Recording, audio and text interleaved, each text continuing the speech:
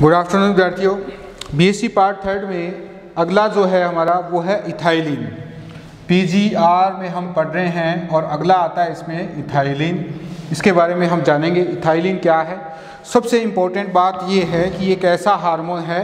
ये एक गैसीय हार्मोन है। कैसा है ये एक गैसीय हार्मोन है। ठीक है, क्लियर।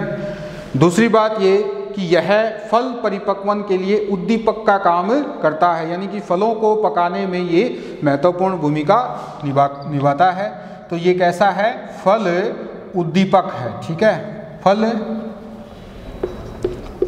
परिपक्वन के लिए क्या है, ये उद्दीपक है, यानी कि फलों को पकने में हेल्प करता है। ठीक है, कितनी सांद्रता इसकी लाभदायक होती है, तो इसकी जो है 0.1 ppm से लेकर 10 ppm तक की सांद्रता प्रभावी होती है। ठीक है, इसकी कितनी सांद्रता फलों के परिपक्वन के लिए प्रभावी है, तो वो है 0.1 ppm से लेकर 10 ppm तक की सांद्रता। अब यह एक प्राकृतिक गैसीय हार्मोन है। ये किसने प्रमाणित किया था, तो आर गेने ने इसको प्रमाणित किया था। कब, 1934 में। 1934 में प्रमाणित किया कि यह क्या है, यह एक प्राकृतिक गैसीय हार्मोन है। ठीक है, कैसा ये प्राकृतिक गैसीय हार्मोन, यानी प्राकृतिक रूप से पादपों में ये पाया जाता है। यह सभी अंगों द्वारा संश्लेषित होता है और फलों के परिपक्वन व वृद्धि को क्या करता है, ये उद्दीपित करता है। तो पादप के सभी अंगों द्वारा क्या होता है, इसका संश्लेषित या संश्लेषण होता है। सभी अंगों द्वारा बनाया जाता है। इसकी उच्च सांद्रता कहाँ पाई जाती है, तो इसकी उच्च सांद्रता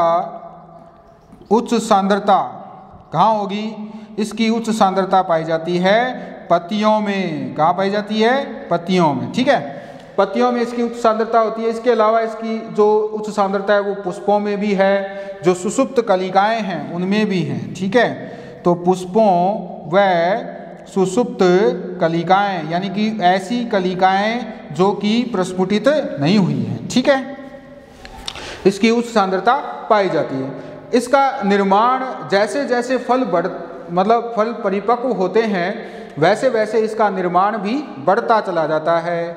इसके अलावा एक और वैज्ञानिक जिसका नाम है कॉसिन्स, क्या नाम है, कॉसिन्स, इसने 1910 में क्या कहा, इन्हें 1910 में ये सुझाव दिया कि अगर संतरों और केलों को एक साथ रख दिया जाए, अगर संतरों और केलों को एक साथ रख दिया जाए तो फिर केलों का क्या हो जाएगा, केलों का सत्यानाश हो जाएगा। यानी कि संतरों से इस प्रकार की एक प्राकृतिक गैस निकलती है जो केलों को बहुत जल्दी पका देती है। ठीक है, तो इस प्रकार से उन्होंने ये सुझाव दिया कि केलों और संतरों को एक साथ नहीं रखना चाहिए। अगर एक साथ रखेंगे तो संतरे से ऐसी गैस निकलती है जो कि इमैच्योर फलों को जल्दी पका देती है, तो फिर वो केले के लिए अच्छा नहीं होता है। अब आगे देखते हैं डिस्ट्रीब्यूशन और इसका ट्रांसफॉर्मेशन कैसे होता है प्लांट में, यानी ये पादपों में डिस्ट्रीब्यूशन का। तो देखिए मैंने आपको बता भी दिया है। इसकी अधिकतर उच्च सांद्रता कहाँ पाई जाती है, इसकी उच्च सांद्रता होती है पत्तियों में, सुषुप्त कलिकाओं में, पुष्पों में भी पाई जाती है, फलों में भी होती है। जैसे फलों की बात की जाए तो संतरों में जो सिट्रस कुल के पादप हैं उनके अंदर इसकी अधिक मात्रा होती है इथाइलिन की। ठीक है, सबसे पहले देखेंगे यह एक गैसीय हार्मोन है और इसके अणु कैसे हैं, जल विलय होते हैं, सूक्ष्म और जल विलय होते हैं। अधिकतर उच्च पादपों में ही ये पाया जाता है। तो इसका डिस्ट्रीब्यूशन देखेंगे तो क्या है, इसके अणु कैसे हैं, सूक्ष्म है। ठीक है, और साथ ही साथ क्या है, जल विलय हैं। ठीक है, जल विलय हैं, और साथ ही साथ क्या है, विसरणशील हैं, यानी विसरण कर सकते हैं। ठीक है, ये इंपॉर्टेंट बात। फिर इसके बाद अधिकतर कहाँ होते हैं, ये अधिकतर किस में बनते हैं, अधिकतर बनते हैं उच्च पादपों में, ठीक है। अधिकतर उच्च पादपों में इथाइलिन का निर्माण होता है। कहाँ कहाँ हो सकते हैं, तो पादपों में प्रोसीड्स यानी कि जो सूट एपेक्स है वो वाला, और इसके अलावा पत्तियाँ, फ्लोवर और फल, जो फ्लोवर्स हैं उनमें, इसके अलावा लीव्स में, ठीक है, और जो फ्रूट हैं उनके अंदर इसकी क्या पाई जाती है, उच्च सांद्रता पाई जाती है, ठीक है। तो ये तो बात हो रही है डिस्ट्रीब्यूशन की, कहाँ कहाँ ये हो सकता है। तो ये भी माना जाता है कि जो इंडोल एसिटिक एसिड है, माना क्या जाता है, माना ये भी जाता है कि जो इंडोल एसिटिक एसिड यानी IAA वो क्या करता है, इथाइलिन निर्माण को क्या करता है, प्रेरित करता है, ठीक है। इथाइलिन निर्माण को प्रेरित कौन करता है, इंडोल एसिटिक एसिड। अब अगर आपसे पूछ लिया जाए इसका मुख्य निर्माण स्थल क्या है, तो इसका जो सूट एपेक्स है पादपों में, वो इसका क्या है, मुख्य निर्माण स्थल है, ठीक है। यानी इथाइलिन कहाँ बनता है सबसे ज़्यादा, सूट एपेक्स में बनता है, प्रोसीड्स में बनता है। अब अगर इसकी बात की जाए परिवहन की, इसका ट्रांसफर कहाँ से कहाँ किस प्रकार से होता है, तो इसका परिवहन प्लांट उत्तकों में, पादप उत्तकों में इसका परिवहन कैसे होता है, पादप उत्तकों में इसका परिवहन किस प्रकार से होगा भाई, विसरण द्वारा होता है, ठीक है, विसरण द्वारा होता है, यानी विसरण होता है। फिर ये क्या करता है, एक उत्तक से दूसरे उत्तक में किसके द्वारा पहुंच जाएगा, आंत्रकोशिकीय अवकाशों से होकर के पहुंच जाता है, ठीक है, आंत्रकोशिकीय अवकाशों से पहुंच जाता है, ठीक है। ये हो गई बात इसके ट्रांसफर की। अब इसका अप्राकृतिक निर्माण अगर किया जाए, यानी कि नेचुरल रूप से तो ये प्लांट में बनता ही है, परंतु अगर इसको आर्टिफिशियली बनाया जाए तो किस प्रकार के ऐसे यौगिक की आवश्यकता है जो कि इसमें महत्वपूर्ण भूमिका निभाता है, तो वो है इथेफॉन। इथेफॉन, अगर इथेफॉन का प्रयोग किया जाए तो इथाइलिन का निर्माण भी हो जाएगा, ठीक है। इथेफॉन, या इसको हम कह सकते हैं 2-क्लोरोएथिल फास्फोरिक एसिड, 2-क्लोरोएथिल फास्फोरिक एसिड, तो इससे भी इथाइलिन प्राप्त हो जाती है। देखते हैं 2-एथिल कैसा है, अभी देख लेते हैं इसकी संरचना।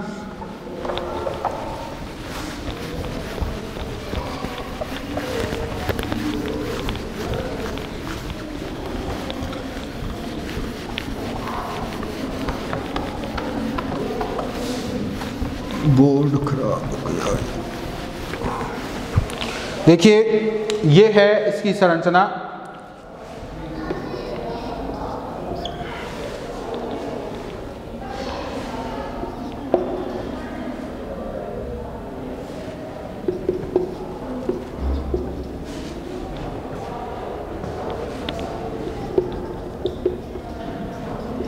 इस प्रकार से ये है 2-क्लोरो, इसको कहेंगे 2-क्लोरो।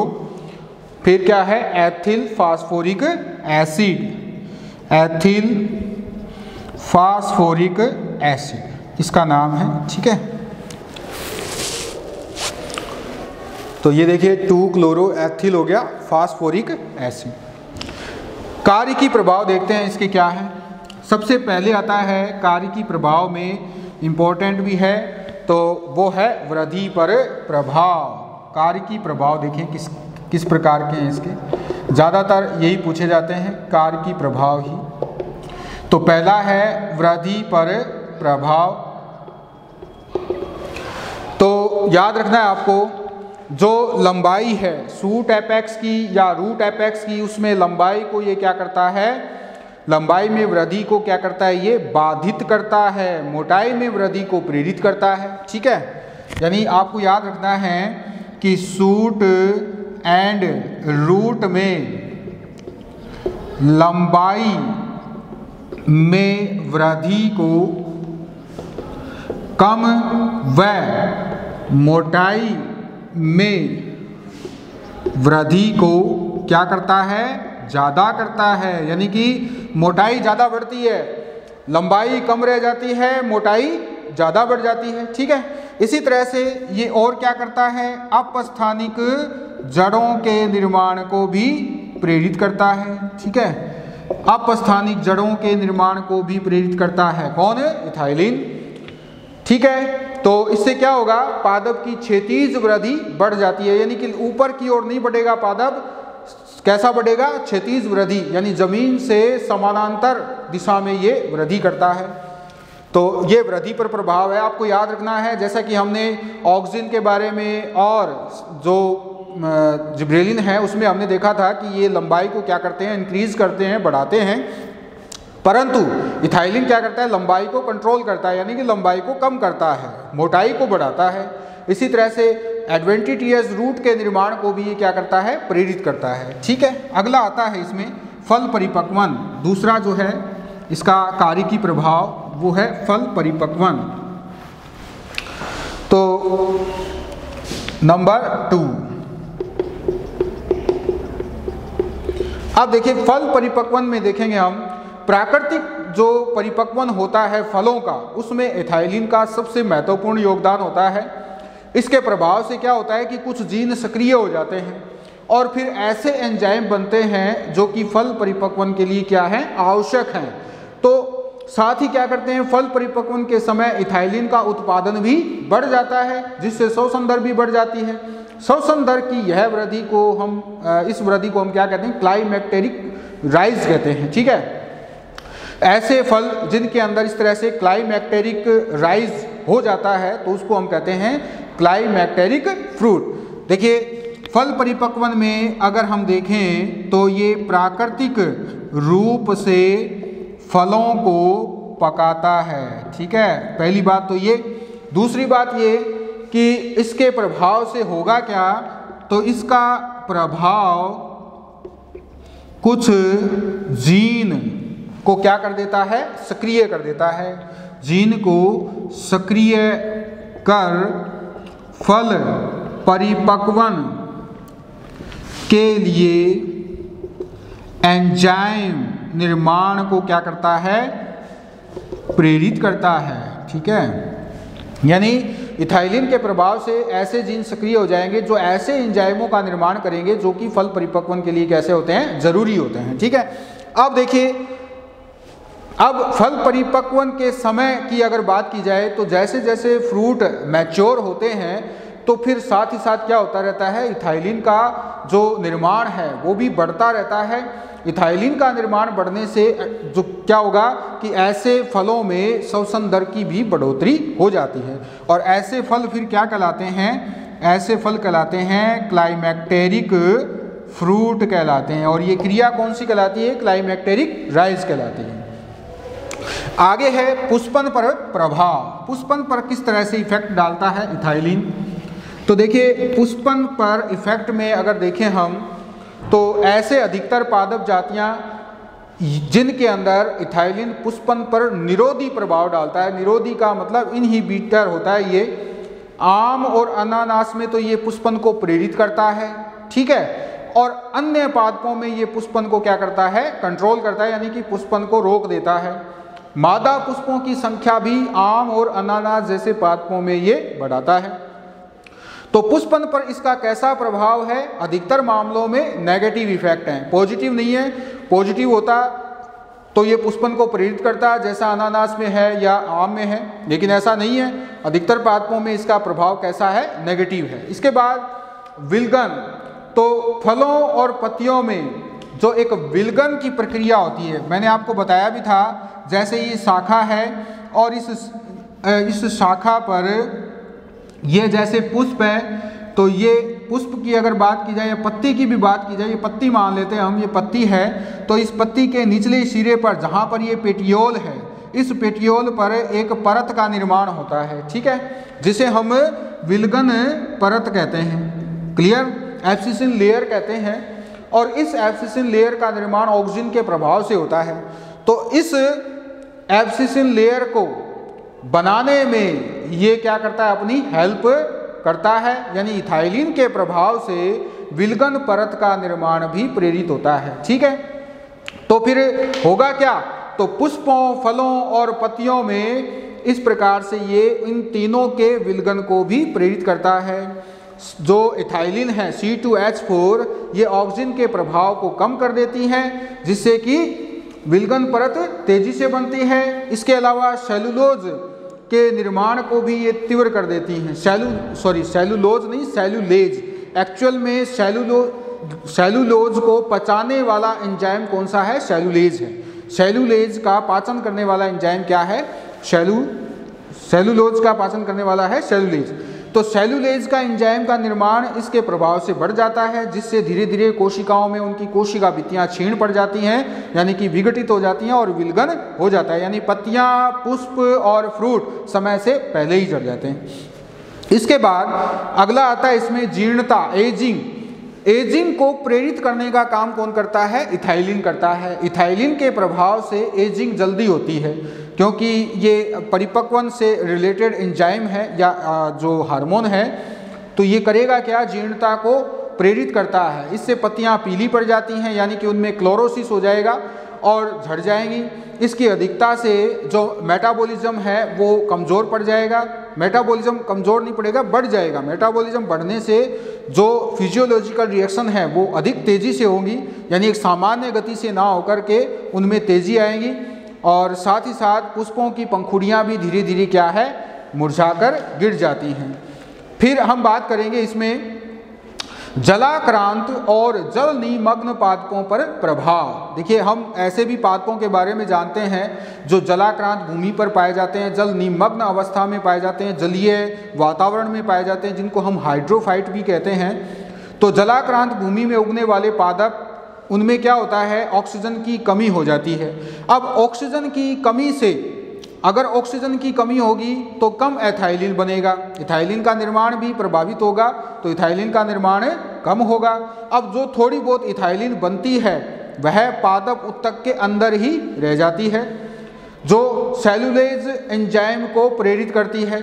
ठीक है, अब ये सेलुलोज एंजाइम क्या करेगा? सेलुलेज एंजाइम ये धीरे धीरे उनकी कोशिका भित्तियों में उपस्थित सेलुलोज का पाचन कर देता है, नष्ट कर देता है, जिससे उन ऊतकों के अंदर वायु ऊतक बन जाते हैं, क्योंकि भित्तियां तो गल जाएंगी तो फिर वायु ऊतक बन जाएंगे। अब वायु ऊतक प्रो तेजी से इथाइलिन का निर्माण करता है, जिससे प्रो दीर्घन का संबंधन हो जाता है, यानी कि प्रो का जो दीर्घन है वो रुक जाएगा, पत्तियों में जीर्णता आ जाएगी, पर्णवृंत में एपिनेस्टी आ जाएगी, यानी अधोकुंचन आ जाएगा, नीचे की ओर क्या है? नीचे की ओर झुकती चली जाएंगी पत्तियां, और तने का अरीय विस्तार हो जाएगा, यानी कि जो क्षैतिज अवस्था में तना बढ़ता चला जाएगा, और अपस्थानिक जड़ों का निर्माण भी हो जाता है। तो इस तरह से जलाक्रांत और जल निमग्न पादपों में इथाइलिन का कैसा प्रभाव देखने को मिलता है? नेगेटिव इफेक्ट देखने को मिलता है। ऑक्सीजन की कमी होगी, इथाइलिन का निर्माण कम होगा, जो थोड़ी बहुत इथाइलिन बनेगी वो अंदर के ऊतकों में रह करके फिर उनकी कोशिका भित्तियों को गलाना शुरू कर देगी, जिससे कि कोष्ठक बन जाते हैं जिनके अंदर हवा होती है, और इस प्रकार का वायु ऊतक युक्त जो ऊपर का जो प्रो है वो तेजी से फिर थोड़ा सा इथाइलिन बनाएगा। इथाइलिन बनने से प्रो दीर्घन का क्या हो जाता है? संबंधन हो जाता है, क्योंकि हम सब जानते हैं शूट एपेक्स और रूट एपेक्स पर ये उसकी लंबाई पर क्या करता है? नेगेटिव इफेक्ट डालता है, तो लंबाई नहीं बढ़ेगी, तो अरीय विस्तार होगा, पत्तियों में जीर्णता, एजिंग आ जाएगी, और जो एपिनेस्टी है पर्णवृंत में, यानी पत्तियां नीचे की ओर झुक जाएगी, यानी कि जो इसका झुकाव है वो कहाँ हो जाएगा? जल की तरफ हो जाएगा, और अपस्थानिक जड़ों का निर्माण भी प्रेरित हो जाता है। तो इस प्रकार से हम देखते हैं इथाइलिन का जलाक्रांत और जल निमग्न पादपों पर भी पूरा इफेक्ट है। केमिकल जो कमर्शियल यूजेस हैं उसके बारे में बात कर लेते हैं। इथाइलिन के कमर्शियल यूजेस क्या हैं? तो जो फ्रूट रिपेनिंग है उसमें ये सहायक हैं, फल परिपक्वन में ये सहायक होते हैं, कच्चे फलों को तोड़कर C2H4 के वातावरण में रखते हैं, यानी कि इथाइलिन के वातावरण में रखते हैं, तो ये जल्दी पक जाते हैं। इसके अलावा आम, पाइनएप्पल के पेड़ों पर भी इसका प्रयोग किया जाता है, पैदावार को बढ़ाने के लिए, जल्दी जो परिपक्वन है उसको हासिल करने के लिए। इसके अलावा ईथरल के प्रयोग से इनमें पुष्पन को प्रेरित किया जाता है और फल एक साथ प्राप्त किए जाते हैं। ठीक है, ये है इथाइलिन। अगला जो हार्मोन है वो है स्ट्रेस हार्मोन, जिसे हम कहते हैं ABA, यानी कि एब्सिसिक एसिड, जो कि विलगन से रिलेटेड हार्मोन है, एब्सिसिक एसिड। नेक्स्ट है ABA, और इसको हम कहते हैं एब्सिसिक एसिड। ठीक है, इसको हम स्ट्रेस हार्मोन भी कहते हैं, यानी कि ये क्या करता है, ये वृद्धि को कम करता है। पहली और इम्पोर्टेंट बात तो ये कि प्राकृतिक रूप में पाया जाता है। वैसे तो सारे हार्मोन ही प्लांट में प्राकृतिक रूप से पाए जाते हैं। प्रमुख वृद्धि अवरोधक हार्मोन है। कैसा हार्मोन है ये? स्ट्रेस हार्मोन है, यानी कि वृद्धि को क्या करता है, ये रोकता है, वृद्धि अवरोधक है। देख लेते हैं इसमें इंपॉर्टेंट कुछ बातें। पहली बात तो ये कि प्राकृतिक रूप से बनता है। ठीक है, कहाँ बनता है? पौधों में बनता है। और कैसा है? वृद्धि अवरोधक है। ठीक है, वृद्धि को क्या करता है, ये कम करता है या रोकता है, वृद्धि अवरोधक है। ठीक है, तीसरा इंपॉर्टेंट इसमें यह है कि प्रतिकूल अवस्थाओं का सामना करने में ये पादप को क्या करता है, हेल्प करता है। पादप को प्रतिकूल जो अनफेवरेबल कंडीशंस हैं, प्रतिकूल अवस्थाओं का सामना करने में क्या करता है, हेल्प करता है। इसीलिए तो इसको क्या कहते हैं, तनाव हार्मोन कहते हैं, स्ट्रेस हार्मोन इसको इसीलिए कहते हैं, स्ट्रेस हार्मोन कहलाता है। ठीक है, क्लियर। इसके बाद हैम्बर्ग ने सबसे पहले ये बताया था कि आलू जो सोलेनम ट्यूबरोसम है और कुछ ऐसे वृक्ष जिनमें प्रसुप्त कलिकाओं में ऐसे पदार्थ होते हैं जो कि वृद्धि का क्या करते हैं, वृद्धि को कम करते हैं। हैम्बर्ग ये एक वैज्ञानिक जिसने 1944 में एक प्रयोग किया, यानी आलू से जो आलू का कंद है, आलू व कुछ वृक्ष जो हैं उनमें प्रसुप्त कलिकाएं, आलू में जो होती है ना उसकी आँख जो उसकी कलिका होती है, तो आलू की कलिका में कुछ पदार्थ होते हैं। अब इनका जब जई के प्रांकुर चोल पर, जई के प्रांकुर चोल पर प्रयोग किया जाए तो ये क्या करते हैं, वृद्धि को क्या करते हैं, कम करते हैं, वृद्धि को रोकते हैं। यानी ये जई का प्रांकुर चोल है, इस पर आलू की प्रसुप्त कलिका से निकाले गए कुछ पदार्थ अगर इस पर छिड़क दिए जाएं तो इसकी वृद्धि कैसी हो जाएगी, संदमित हो जाएगी, यानी कि ये इसकी वृद्धि रुक जाएगी। ठीक है, इसके अलावा एक और वैज्ञानिक जिसका नाम है ऑसबॉर्न, उसने 1955 में पौधों में वृद्धि निरोधक पदार्थों की उपस्थिति के बारे में प्रमाण दिए थे। फिर बेयरिंग और हेल्पर ने 1963 में एक पौधा जिसका नाम है एसर, उसकी पौधों की पत्तियों से वृद्धि निरोधक पदार्थ को अलग किया था और उसे डोमीन नाम दिया था। क्या नाम दिया था? डोमीन। डोमीन किससे अलग किया गया? एसर से अलग किया गया। किससे किया गया? एसर से। और किसने अलग किया? ऑसबॉर्न बेयरिंग और हेल्पर ने किया था। ठीक है, इसी समय एडिकोट और उसके साथियों ने कपास की पुष्प कलिकाओं और कच्चे फलों से भी एक ऐसा पदार्थ खोज निकाला जो कि पत्तियों में पतझड़ को प्रेरित करता है, और इसका घटक इन्होंने प्राप्त किया एब्सिसन फर्स्ट और एब्सिसन सेकंड। तो एब्सिसन सेकंड अधिक सक्रिय होता है, ये भी इन्होंने बताया था। दोनों में से एडिकोट और उसके साथियों ने कपास में पुष्प कलिकाओं से और कच्चे फलों से एक ऐसा पदार्थ प्राप्त किया जो कि पतझड़ को प्रेरित करता है। ठीक है, और इसके कितने घटक प्राप्त किए? 2, एब्सिसन फर्स्ट और एब्सिसन सेकंड, जिसमें एब्सिसन सेकंड ज़्यादा सक्रिय होता है। इसके बाद ओकुमा और स्टीव निक ने बाद में बताया कि जो डोमीन है, डोमीन ए बी फर्स्ट और ए बी सेकेंड, ये तीनों एक ही पदार्थ हैं। ये किसने बता दिया? ओकुमा ने बता दिया। और तीनों को मिलाकर के इन्होंने एक ही नाम दे दिया, और वो नाम क्या था? Abscisic acid. एब्सिसिक एसिड नाम किसने दिया? ओकुमा ने दिया था 1965-66 में। तो आज के लिए बस इतना ही। इसकी केमिकल नेचर और इसके कार्य की प्रभाव हम कल देखेंगे। Thank you.